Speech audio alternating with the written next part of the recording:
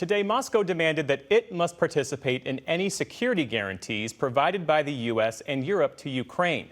That is likely a non-starter for the West that illustrates the challenge facing the allies as they try to forge a path toward peace. Russia's new demand comes as the chairman of the Joint Chiefs of Staff met today with his European colleagues here in Washington, and NATO's military chiefs met in Europe, hoping to create a plan that would provide Ukraine the ability to defend itself and ensure its future security should the two sides come to a peace agreement. Nick Schifrin begins our coverage of today's military meetings as Russia continues to wage its war on Ukraine. In northeast Ukraine today, on day 1,273 of this full-scale war, life looks like hell. And for the residents of Sumy today who escaped their homes hit by a Russian drone, peace feels impossibly distant. This is the kind of attack that 32 NATO military chiefs met today to try and help Ukraine prevent.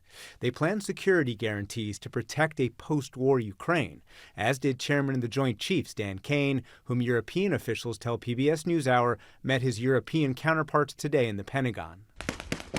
France and Britain are willing to deploy thousands of troops into Ukraine to help observe any peace deal.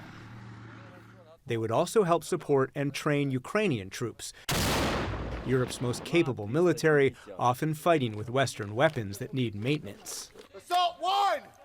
But they can't do it alone. European forces need American intelligence, coordination, logistics, and weapons. Ukraine wants $90 billion worth of American weapons paid by Europe, both offensive and defensive, including Patriot air defense. The U.S. publicly hasn't revealed how much military support it'll provide, but it will include assistance from the air, President Trump said yesterday in a Fox News phone call. When it comes to security, they're willing to put people on the ground. We're willing to help them with things, especially probably if you could talk about by air. We will give them very good protection, very good security. What's new this week is President Trump's assurances on Monday to Ukrainian President Volodymyr Zelensky and to European leaders the U.S. will help. That's enough direction for the military planners to begin to detail how the U.S. can help backstop a European force.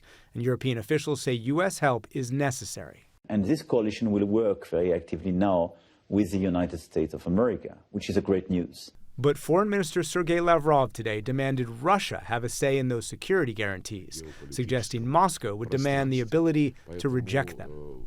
We cannot seem to agree that issues of security and collective security are now being proposed without the Russian Federation.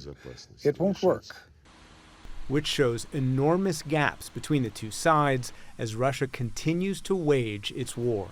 For the PBS NewsHour, I'm Nick Schifrin.